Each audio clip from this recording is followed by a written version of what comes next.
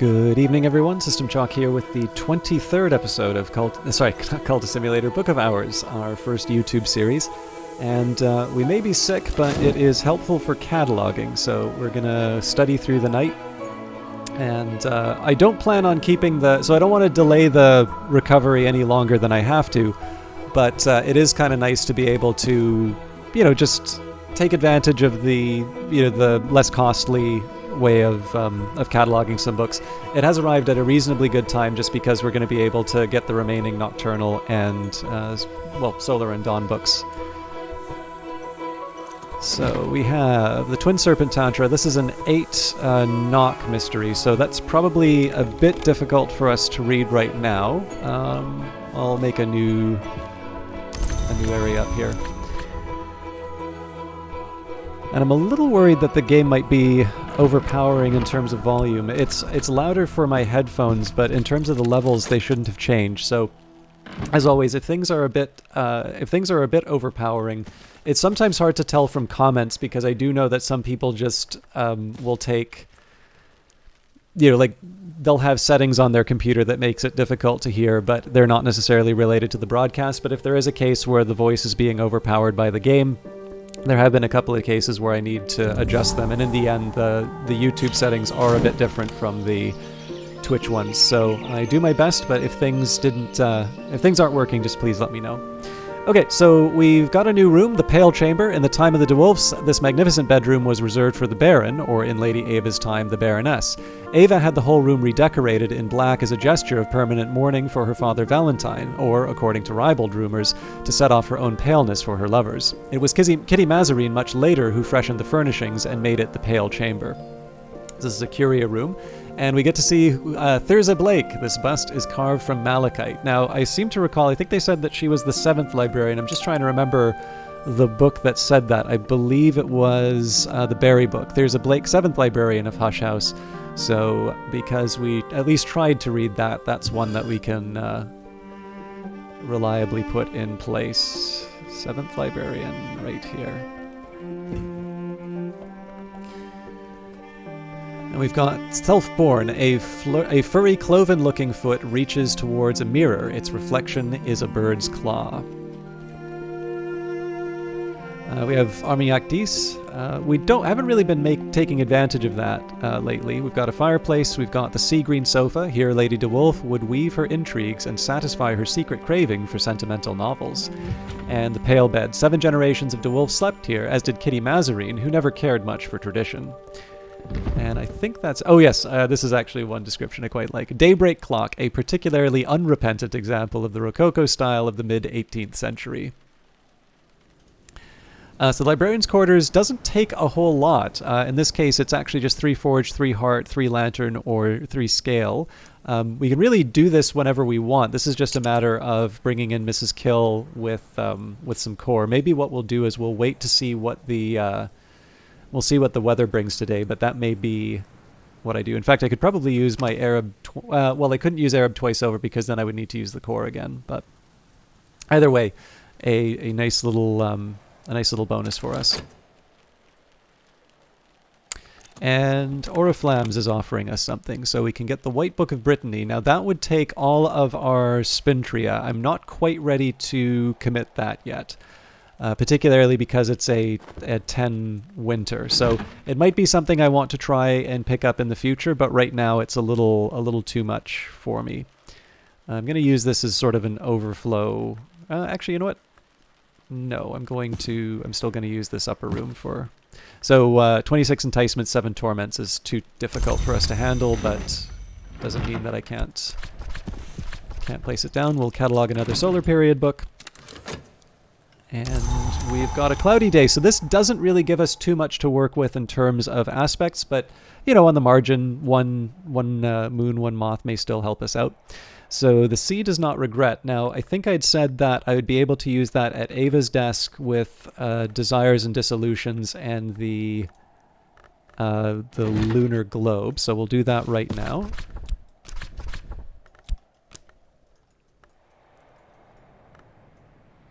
Where are you? Right here. Moon Culmination. The Sea Does Not Regret. Isan Fekri, one-time Secretary Salvin to the Curia of the Isle, responsible for the Curia's healing efforts, writes of his experiences in Brankrug and hints at his travels elsewhere. So we'll also see what else we can employ. Now, obviously, I didn't need to use the lunar globe. I could have used the clouds, but in this case, the clouds might be something that I want to use in an input somewhere else. So I think we also said with the Locksmith's Dream, I believe we needed to get a memory from that, but otherwise we should be fine. So Disciplines of the Scar, I feel like we can do better. Watchman's Paradoxes, there we go. So perhaps we'll use the heart for that. Probably want to do some more gardening. So we've got one of the Sea Holly. We've got Trumpeter's Lily. Like I said before, Trumpeter's Lily winds up being quite helpful in a number of cases. We've got Fragrant Chalice in summer, Lenten Rose in winter, and Moth Orchids again. So in this case, let's go for the Lenten Rose because we don't have that yet. Oh wait, but we were going to use the core with Mrs. Kill to open up the librarian's quarters. So I will... We still have enough time in summer to handle that. All right, speak with Mrs. Kill. Mrs. Kill's mood always improves when I drop by. If you don't choose a topic, Mrs. Kill will offer help as a friend.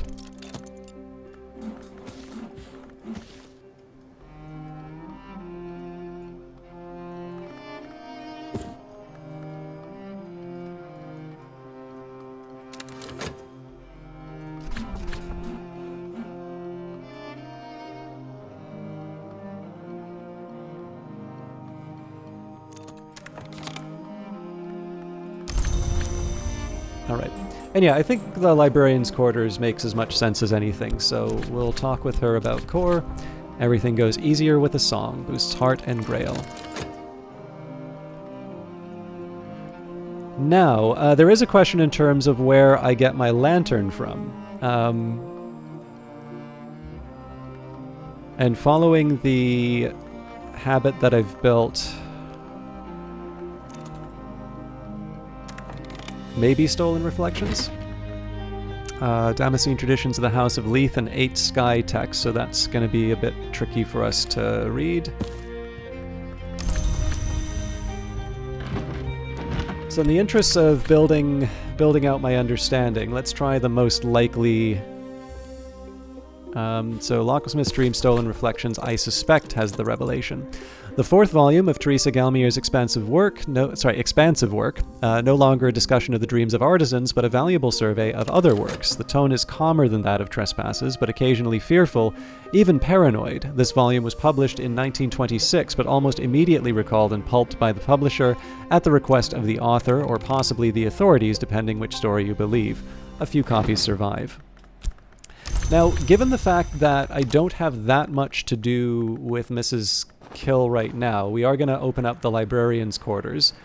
But in this case, I think I'm just going to talk with her and see what kind of memories we get. Maybe if we wind up with something like a solace, I'll change my mind. We won't worry about the abandoned librarian's quarters, and instead maybe we'll open up the darkened church instead.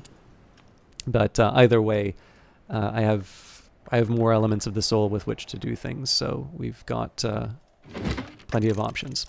All right, so for the sea does not regret. The sea does not regret the tide, Fekri writes, for when the tide has passed, it leaves its traces on the sand, which traces are the sea's memory. And we wound up getting the revelation from Mrs. Kill, so that's very good for our ability to read the text. We probably have a lantern available to us at... We'll use Ambro's desk in this case, because most of the other aspects we simply don't have yet.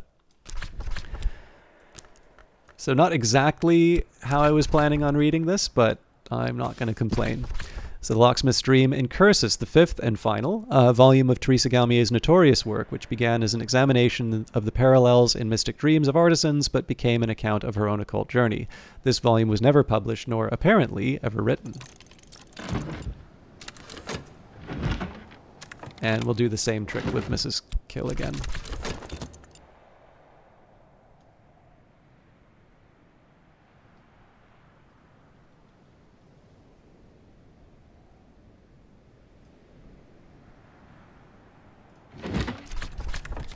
And yes, this does in fact give us the lantern. So for Stolen Reflections, Janus is the gatekeeper, the twin god, the god that wounds, the presager of changes, the sun, the moon. So we identify him with the watchman, the twins, with the mother, with the forge, with the menascate, and the madrigad.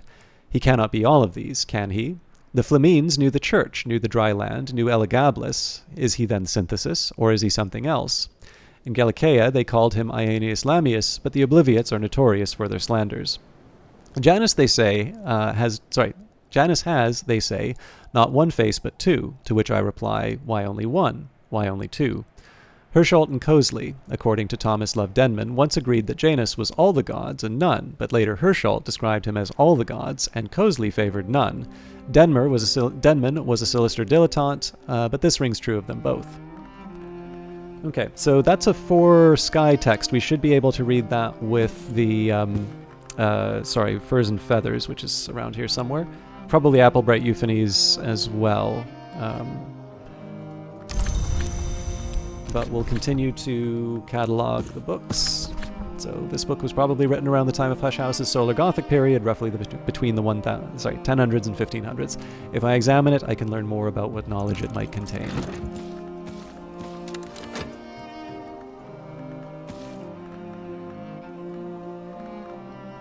So I seem to recall this was the contradiction.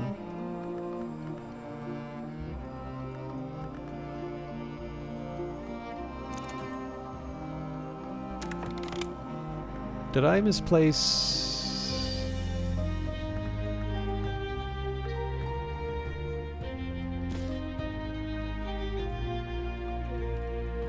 There we go. There 'tis in Camino Tizzer. Mrs. Kill, as every local gossip knows, came from France to marry Mr. Kill, but there's scant trace of the continent in her accent now.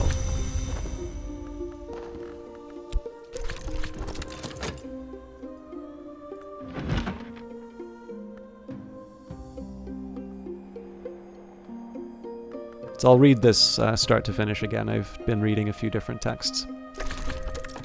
All right, Asen Fekri, one-time Secretary Salvant of the Curia of the Isle, responsible for the Curia's healing efforts, writes of his experiences in Brandkrug and hints at his travels elsewhere. The sea does not regret the tide, Fekri writes, for when the tide has passed, it leaves its traces on the sand, which traces are the sea's memory. Fekri is a keen fisherman and speaks glowingly of the fish suppers in Brandkrug. He also admits that his enthusiasm for the bounty of the sea has altered him, that before he came to Brandkrug he consumed only those things found in the earth. I was the greater thereby, but all of us give up what we were to become what we are. So we got a memory salt for that. Now this is going to be a tricky one for me to find a spot for. It's mostly just a question of remembering that it's a salt text, but... I'll probably have to wind up... I'll probably need some kind of an augment to my cataloging system, but I'm going to try and hang on to it for as long as I can. We'll acquire Pearl and Tide, and then we have cataloged... Well, a chilly nimbus numbs my hands, a theoplasmic contamination. This contamination has affected my health with a malady. So this was the Black Book of Brittany. This is a 12-moth text. I believe both of these are the same... curse, but I suspect I'm not going to be able to read that for a while. So, catalog a solar period book, and let's go back to our studies of the locksmith stream. So this is, again, the 5th and final volume of Teresa, volume of Teresa Galmia's notorious work, which began as an examination of the parallels in the mystic dreams of artisans, which became an account of her own occult journey. This volume was never published, nor apparently ever written.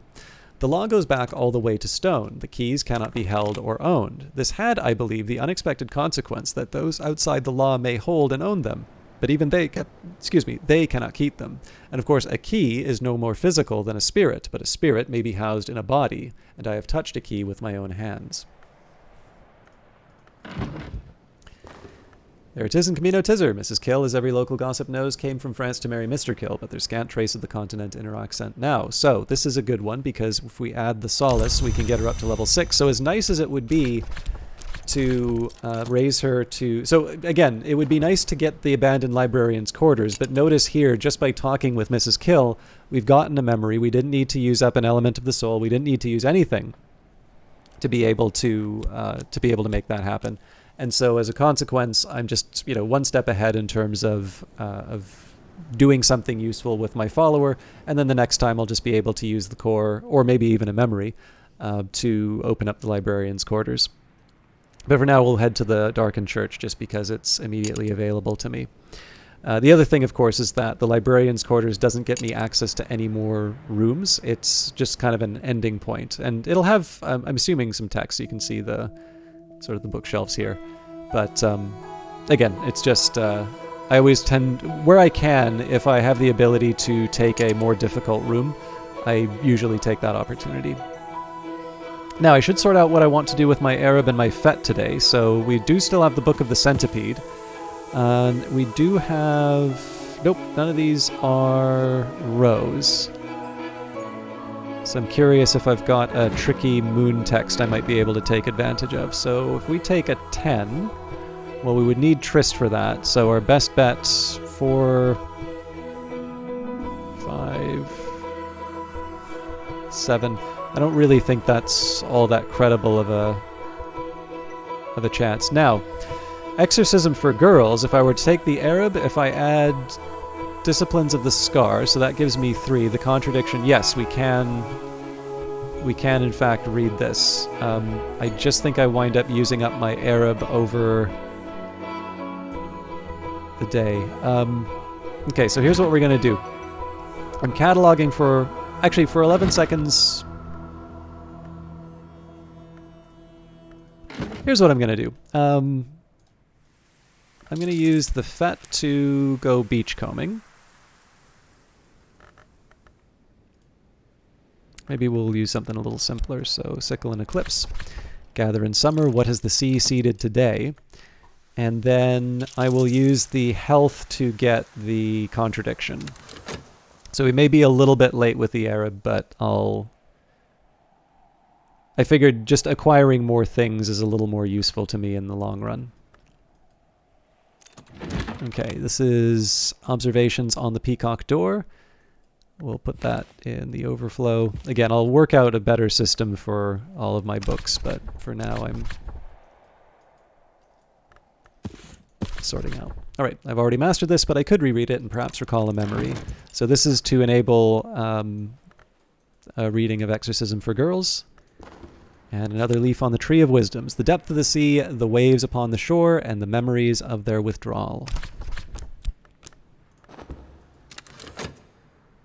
So again, I don't want to give the impression that I'm trying to do what I did with the Twitch playthrough, which is to not commit anything to the Tree of Wisdoms. But as you can sort of see, even in the presence of a sickness, which kind of gives me not free cataloging, but it doesn't consume as many of my elements of the soul. I can sort of do it overnight, really.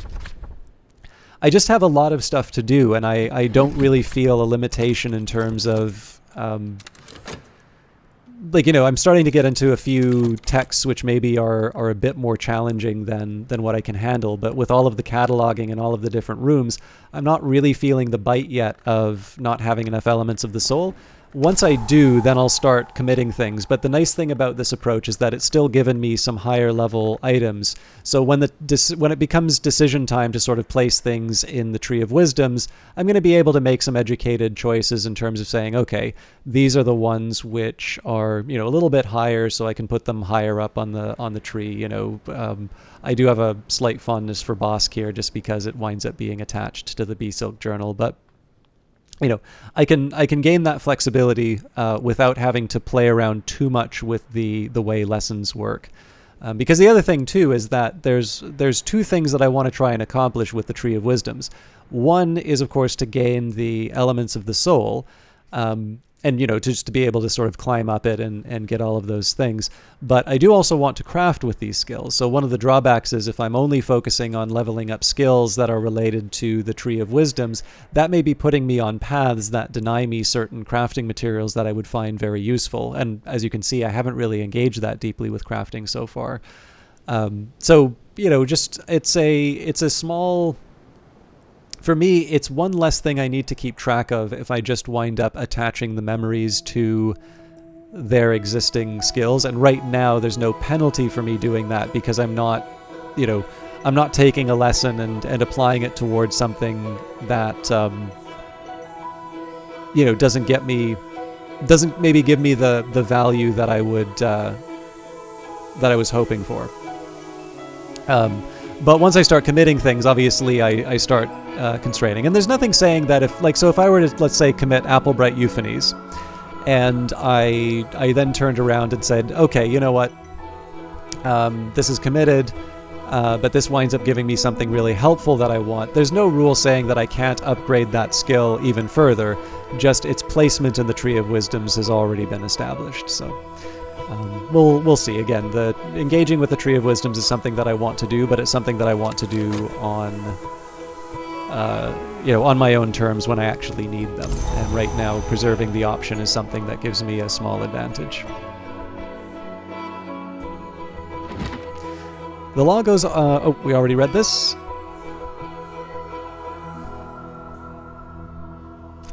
There we go.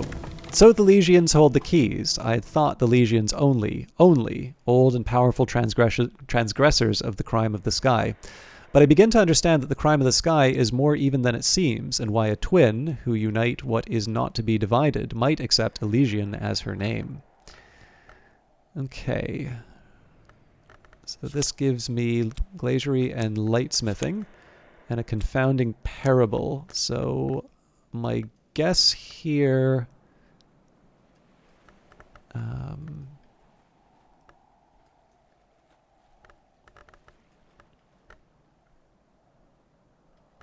so I think these are the confounding parables.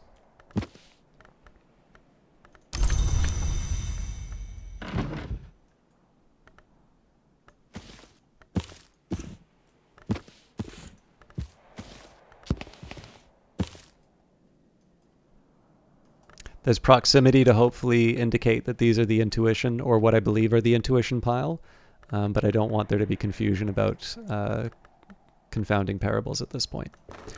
So we'll take glaziering and lightsmithing. Now if I was looking for a memory out of this one, this was for contradiction, so that still doesn't get me what I need. Although in theory this would have been good for the Book of the Centipede.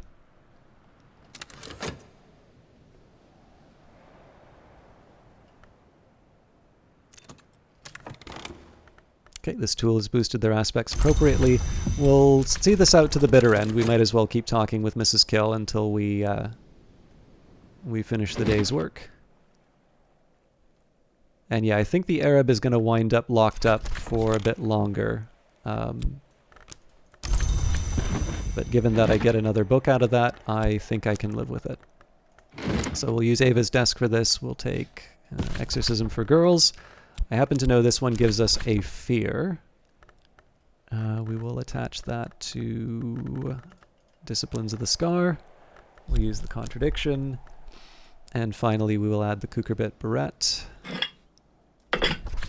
I can master this mystery. So, Exorcism for Girls, simple but forceful techniques for rousting unbefitting spirits, written in a straightforward and colorful language.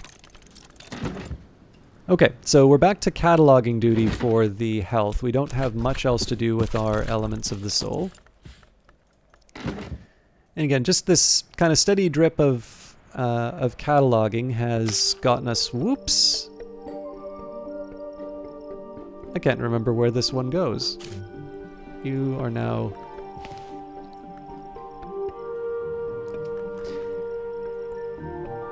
Alright. Yeah, we've gotten through the solar books, and we will be moving into the dawn, which I believe is the earliest period. And I suspect that we will be getting a few more locations with books before I heal, but I do want to start thinking about where the healing comes in. Alright, another leaf on the Tree of Wisdoms. Break a window, what have you made? A way, a new light, a weapon. Natalia Brulot. Alright, we will leave Consider open for now, but I have a feeling we'll be getting some things to work with before too long. There we go. Sea glass, smooth as an egg, frosted like a winter window. So I'm not crazy about turning Christopher's Nook into a storage space, but right now it's actually quite good for that. So we'll put the glass there,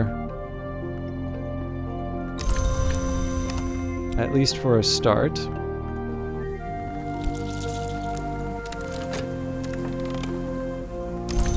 And I don't really think there's much else for Mrs. Kill to give us through memories, but I figure we might as well draw it out. There's nothing that I can get from the darkened church that I need right away, so keeping her around still helps. 7 shards. The Lionsmith, one of the 2 great hours of struggle, broke his sword into 7 shards. Natalia Brelot, 5th librarian of Hush House, describes the nature of each of those shards, allegorically and otherwise. I believe we don't have a statue of Natalia yet.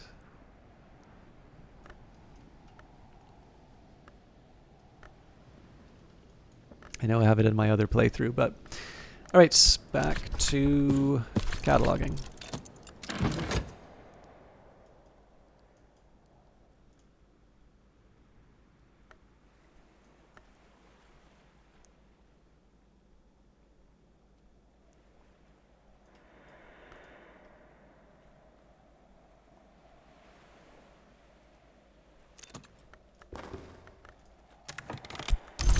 Alright, like I said, there's not a whole lot more for me to get from Mrs. Kill. We're wrapping up the day, so we'll unlock the darkened church now. This has long been a holy place, but shadows are the only worshippers here now. The windows have been painted black, the pews overturned, the organ hung with black ribbons. So the other locations, 6 Edge, 6 Forge, 6 Winter, the Spoiled Laboratory, 6 Forge, 6 Winter, Librarian's Quarters, 3 Forge, 3 Heart, 3 Lantern, 3 Scale, the Dim Hall, 8 Edge, 8 Grail. We may be able to do the Grail one. Rose Haunted Hall, if we can do the higher level, if we can do 8, we can do 7. The Kitchen Garden, similarly, it's a 9 Grail, so that's starting to test the edge of my abilities. And then the Deserted Well is the one that I want to focus on in autumn because it's quite helpful to be able to draw up water. The Blockaded Stairs will probably be the one where I say, okay, this is where we need to put some dedicated effort. And the reason for that is that I kind of talked about, being able to manage this with Grail. And I mean it. But in this case here, the reason I can say that about the Grail is that Mrs. Kill is sort of my default character. It's the one that I can get without cost, and so generally it's more aligned with my my aspects, and I have the 2 Arab to work with. Essentially, it's it's not free, but I can get her up to 7, sort of with two elements of the soul, or 3, because I guess I would need the 1 to get the satisfaction. So 7's not that hard, and then the other 2, that's really just a question of a witching to sane, really. The rest of it is, I need to do a little bit more fancy footwork, which again is entirely possible. It's just I sort of need to pick where I need to pick my battles in that case. Okay, a second glory. Again, we don't have any winter right now, but we do have the language for it.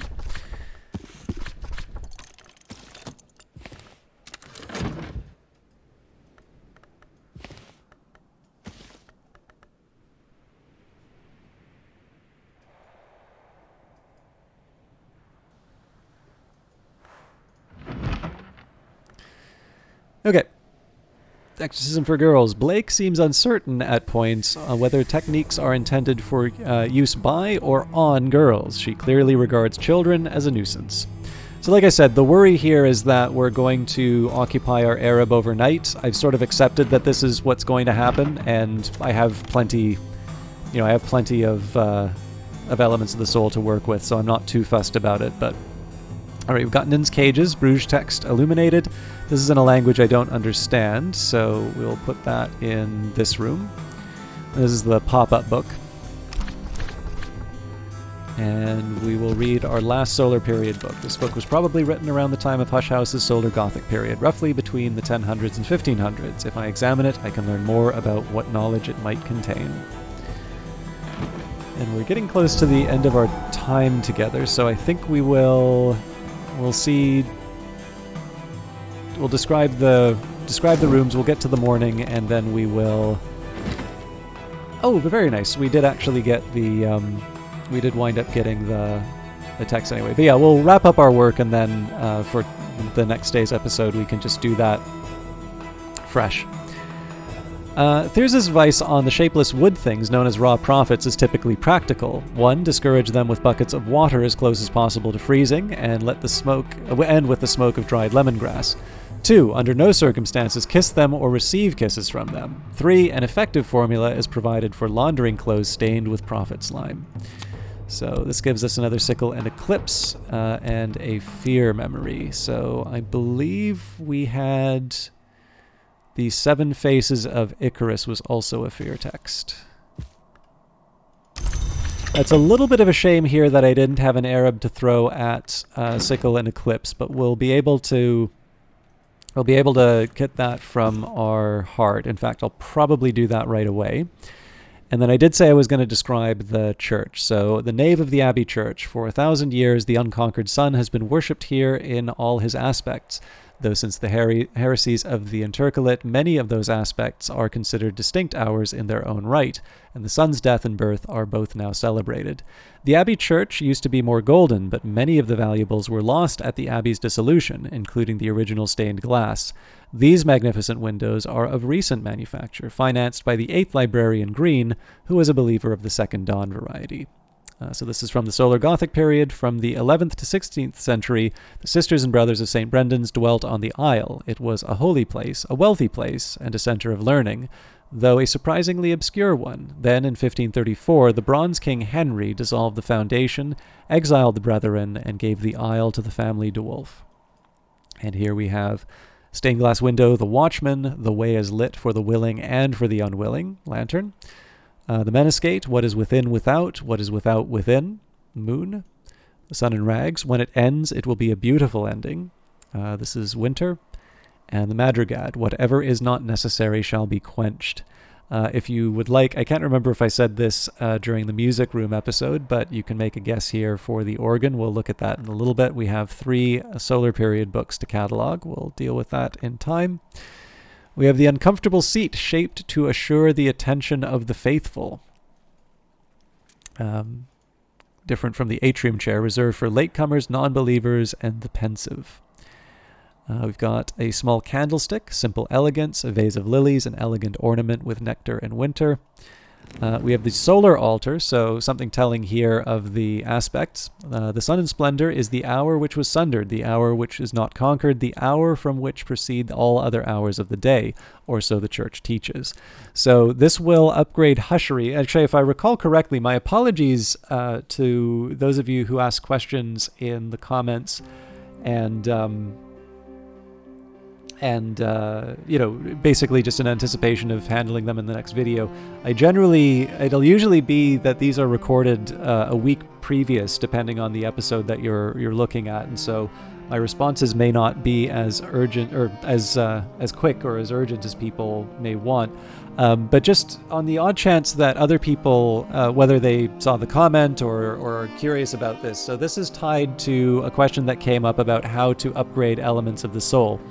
So in this case, if you had elements of the soul which had been committed, basically gained through committing a skill to the Tree of Wisdoms which had hushery, the solar altar would be the place where you can upgrade them. So essentially you need 2 of the same element of the soul. You can combine them at one of these locations, and then you can turn that into a plus, and then a plus plus, and so on and so forth. So you can get much more powerful elements of the soul. Essentially you can go for breadth, you can have lots of elements of the soul, which means that you perform lots of things during the day. Or you can go for depth, which is to have relatively few elements of the soul, but with very powerful aspects. And again, depending on where you are in the playthrough, sometimes you want one more than the other, although I can tell you from experience that I'm actually going to go so far as to say you don't need to commit any skills to the Tree of Wisdoms to get very far into the game, but it is certainly very helpful to do so. But in any case, it's at locations like this, and one of the things that I tend to notice, and I think this is where the question was going, is that it's less about adding elements of the soul. Now, I don't have what's required in this case, although I may have an example. So it's Watchman's Paradox and Furs and Feathers, so that would be Illumination and...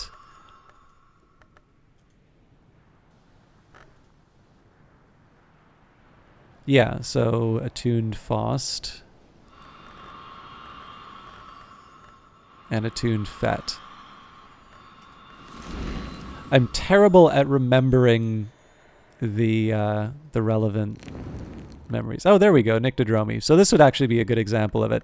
This would be one where when I take Furs and Feathers, I think I'd wind up doing, putting that in here, and then I'd be adding my relevant soul cards. But essentially, this is where I would combine with Nyctodromy, and it's maybe worth mentioning. So what is this? This is the Shrine to Saint Januarius. Saint Januarius is the name which was wounded, the name of Exceptions, the little god at the door. So yeah, the challenge that people I think seem to run into is that they will be looking for very specific rooms in which you get certain challenges. So I get the impression Skolakosophy is one that people have some difficulty with, and I believe it's actually this room right here, which is a fairly special and impressive one. But really the question of like, how do you do it or where do you do it? I feel like where is probably the bigger question. And to a certain extent, it's a very difficult one to give tips for, because I sort of feel like if you tell someone, well, just open up more rooms of the house, it's not exactly like people are smacking their hand against their head and then saying, oh, of course, explore rooms of the house to find new things in the house. I figure people already get that. But the problem is that's really the advice. And the thing is that the game is structured in such a way that, like you're not really going to be getting that far in the nocturnal area or the dawn area if you don't have higher levels of certain elements of the soul or drinks or things like that. So, but yeah, it really, I think I always kind of wind up coming back, and I'm sorry, I wound up extending this so much longer than what I wanted to say. For those of you who are just curious about the base level of where to do these upgrades, again, it depends on what your skills are attuned to. And then essentially here, altars wind up being, I don't think they're exclusively, but they usually wind up being a really good place to look at the start. I can't recall if they're, just to give you an example, off the top of my head, I can only think of altar locations that boost them. I'm sure there are other ones that I'm just not thinking of right now, but it's, just off the top of my head, most of the locations I can think of that you do upgrades at usually wind up being an altar. Actually, now that I think of it, I might have just remembered another one, but we'll save that for later on in the playthrough. Finding them really is just a matter of getting into the relevant rooms, and I suppose the difficulty that I have here is that because I don't necessarily know what element of the soul someone is looking for, it's very hard to say, well, just make a beeline for a certain location. Even for something very useful like the well, actually, it's hard for me to say you really want to start moving towards this room, especially because this game isn't built with that kind of recommendation in place. This game is all about sort of exploring and having your own experience through it. But I do kind of fall back on that old thing that I usually say, which is, if you find, and I think this is a tip in the loading screens now that I think of it, if you sort of find that you're banging your head against an old method, I do feel like this game goes out of its way to avoid too much repetition with a trick. So you'll have a few rooms where the same trick sort of works a few times over. So, it's like, okay, well, I start with a helper and a memory, or a helper and, a drink, let's say. And then, oh, okay, so this is a little bit higher, so now I'm going to use a helper, a memory, and tools are helpful, right? I can do tools and so on and so forth. And really, it's, make the number go up for an assistant. But we're actually getting close to some rooms that don't require assistance. They require something different. Sometimes it needs to be ink, sometimes it needs to be memories. And this is the game just sort of doing a little bit of a check to say, did you understand how to make this special thing here? And we'll talk about those when they come up. Again, I don't want to turn this into like a 50-minute episode just because of commentary and such. But what I would say is that if you feel like you're really in need of being able to upgrade at an altar that you haven't gained access to, I think it would be fair to say that the game does have something else you can do while you're waiting for that. And chances are it feels that that's a challenge that you don't necessarily need to take on yet. And so what I would recommend in those cases is if you really feel you can't unlock a particular room, maybe that would be a time to read some more books. If you can't read other books, then that's a really good time to start crafting. If you haven't done a whole lot of crafting, think about the challenge that you're running into. Think about some of the things that you've crafted and see if you can go a bit deeper down that line. And we'll be experiencing that in terms of the playthrough. But again, we're at the point now where we can still take advantage of different assistants to help us out. But the last thing I wanted to talk about was the organ. It is Sky and Forge. One must practice slowly, then more slowly, and finally slowly. Camille Saint-Saëns. And finally, we have a vase of amaryllis, a soft-flowered ornament. Thank you, everybody, for watching. I think we've got one more episode for this week, so I'll be recording that in a little while. But as always, thank you. I know I said that before, and please take care.